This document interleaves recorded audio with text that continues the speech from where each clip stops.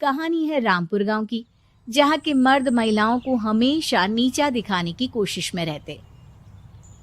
अरे अभी तक खाना नहीं आया, क्या मुझे एक और शादी करने की जरूरत है? नहीं जी नहीं, ऐसा मत करना, वरना मैं कहाँ जाऊंगी। खाना लेकर मैं अभी आई जी। गांव की पंचायत में भी फैसले हमेशा औरतों के खिलाफ ही रहते। मैं जो फैसला सुनाता हूँ वो भगवान की आज्ञा होती है। इस लड़के ने अपने मन से शादी करके अच्छा नहीं किया। लड़के को घर भेज दो और इसकी शादी इसकी जाति की किसी लड़के से करवा दो, लेकिन ये लड़की, इसे तो गांव के बाहर निकाल दो। नहीं नहीं जमींदार साहब, ये क्या बोल रहे हैं? ऐसा नहीं हो सकता। मेरी बेटी मासूम है, इसे अच्छे बुरे की समझ नहीं है। अरे कहाँ जाएगी ये बेचारी? कहाँ जाएगी? इतनी चिंता है तो पूरे परिवार का गांव निकाला कर देते हैं। बेचारे पूरे बसे बसाए परिवार को गांव छोड़ना पड़ता है। चाहे जो हो, अगर बेटियों को कंट्रोल नहीं कर सकते तो गांव में रहने का कोई मतलब नहीं है। यहाँ औरतों को दब कर रहना होगा। कोई भी अपने हिसाब से कुछ नहीं कर सकता, सब ईश्वर की मर्जी से ही होगा। तभी गांव का एक आदमी दौड़ा दौड़ा आता है। सरपंच साहब, जमींदार साहब, वो कालिया है ना, उसकी बेटी पढ़ने के लिए शहर जा रही है। अच्छा, ये कब हो गया? और कालिया की हिम्मत कैसे हो गई ऐसा करने की? लेकर आओ उसे और उसकी बेटी को। बस फिर क्या था, हाजिर हो जाते हैं कालिया और उसकी बेटी सरपंच के सामने। और कालिया, ये क्या सुनने में आ रहा है? बेटी को इंजीनियर बना रहा है तू? और ये बता, गांव में तो स्कूल नहीं है, फिर कहां से इतनी क्लास पास कर गई तेरी बेटी? राधा, जो कि कालिया की बेटी है, उसे लगता है कि सरपंच उसकी तारीफ कर रहे हैं। सरपंच जी, मैंने ऑनलाइन पढ़ाई की है, डिस्टेंस लर्निंग से। सभी में मैंने अच्छे नंबर पाए हैं, जिसे देखते हुए शहर की इंजीनियरिंग कॉलेज में मुझे स्कॉलरशिप मिली है। वाह जी वाह, क्या होती है ये? पहले तो ये बताओ, फिर आगे की बात करते हैं। पूरा गांव राधा की बात सुन रहा था और राधा बोलती जा रही थी। तो ऐसे मैं फ्री में एक अच्छी शिक्षा लेकर गांव में जो कुछ परेशानियां हैं, जैसे बिजली, पानी और इंटरनेट जैसी समस्याओं के लिए काम करूंगी। मैं गांव को शहर से जोड़ने के लिए पुल का निर्माण करवाने का प्रस्ताव रखूंगी। मुझे पूरी उम्मीद है कि जल्द ही हमारा गांव भी तरक्की की राह पर चल पड़ेगा। राधा की बात सुनकर सारे गांव वाले ताली बजाने लगते हैं। सरपंच को समझ नहीं आता कि वो क्या करे। चुप रह नादान लड़की, गांव के खिलाफ जाने के लिए तुझे गांव से बेदखल कर दिया जाएगा, वो भी पूरे परिवार के साथ। और हाँ, अगर ठीक से गांव में रहना चाहती है तो ये पढ़ाई लिखाई छोड़ दे। हम तेरे लिए गांव का कोई होनहार लड़का देखेंगे।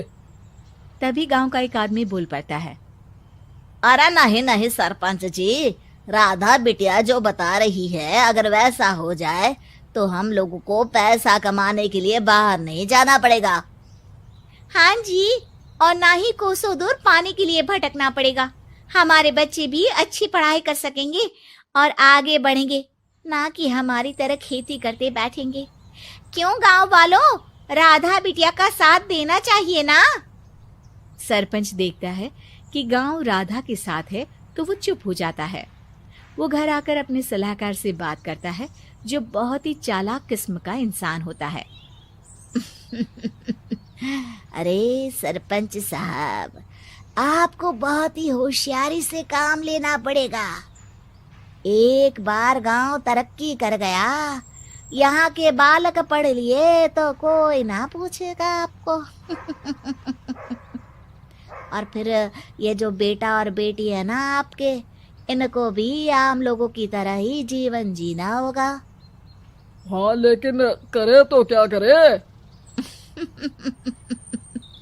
वो ना आप मुझ पर छोड़ दीजिए, बस मैं जैसा बोलूं करते जाइए।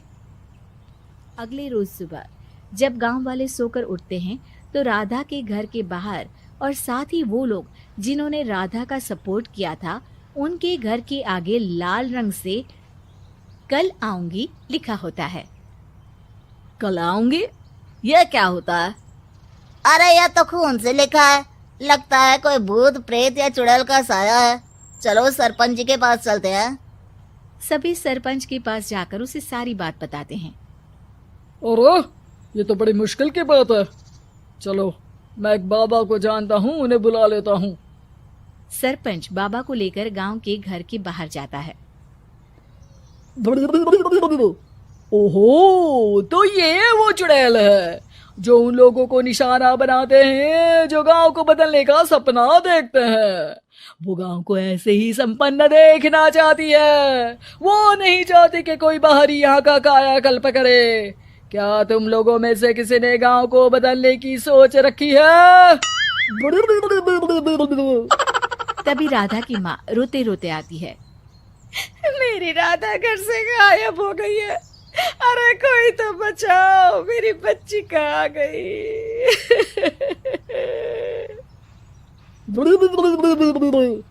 ले गई वो चुड़ैल, तेरी बच्ची को ले गई।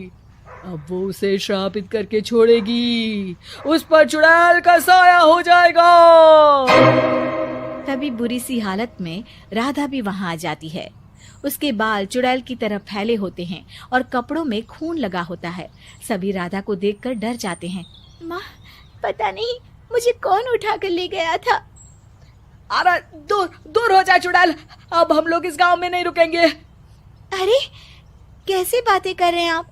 कल तो आप मेरे भरोसे गांव का हुलिया बदलने, अपने बच्चों को पढ़ाने और तरक्की उन्नति की बात कर रहे थे, तो आज क्या हो गया आपको? ये फिर तुम लोगों को बहकाएगी। ये चुड़ैल गांव में आ चुकी है, ऐसे ही ये तुम्हारे घर के बच्चों को भी ले जाएगी। गांव वाले राधा को गांव से बाहर निकाल देते हैं। उसके माँ बाप रोते रहते हैं, लेकिन गांव वाले नहीं मानते। मैं भी अपनी बहन के साथ गांव के बाहर रहूंगा, लेकिन वो पढ़ाई नहीं छोड़ेगी। वहीं सरपंच के घर पर सलाहकार कहता है। देखा, सांप भी मर गया और लाठी भी नहीं टूटी। लेकिन अगले ही दिन सरपंच के घर के बाहर भी वही शब्द लिखे होते हैं। और फिर सरपंच की बीवी कहती है, हमारी बेटी को किसी ने अगवा कर लिया है। तभी राधा का भाई वहां आ जाता है। अरे गांव वालों, मैंने सरपंच जी की बेटी को देखा था। वो चुड़ैल उसे उठाकर ले जा रही थी। अरे क्या मजाक कर रहे हो? नहीं नहीं सरपंच जी, आप नहीं जानते। वो चुड़ैल अब आपकी बेटी में आ जाएगी, जैसे राधा के अंदर आ गई थी। तभी सरपंच की बेटी वैसी ही हालत में वहां आती है जैसे राधा आई थी। पापा, पता नहीं कैसे मैं गायब हो गई थी। चुड़ैल, इसके अंदर भी चुड़ैल का साया है, मारो इसे। अरे नहीं नहीं, इसे भी राधा के पास गांव के बाहर ही भेज दो। अरे चुप रहो, मेरी बेटी कहीं नहीं जाएगी और चुड़ैल वुड़ैल कुछ नहीं होता है। अरे कैसे बात कर रहे हो सरपंच जी? आप तो बोल रहे थे कि आपका फैसला भगवान का ज्ञान होता है, तो अपने पर बात आई तो अब आप ऐसे बोल रहे हैं। अरे ना ना ना, आपको अपनी बेटी को त्यागना ही होगा। अरे बुलाओ बाबा को। राधा का भाई बाबा को ले आता है, जिसे अब गांव वालों के डर के कारण सच बोलना पड़ता है। मैं कोई बाबा नहीं हूँ, मैं तो मोची था। ये सलाहकार महोदय ने मुझे कहा था एक्टिंग करने को। अब वो मुझे पैसे देने वाले हैं। अब मुझे माफ कर दो।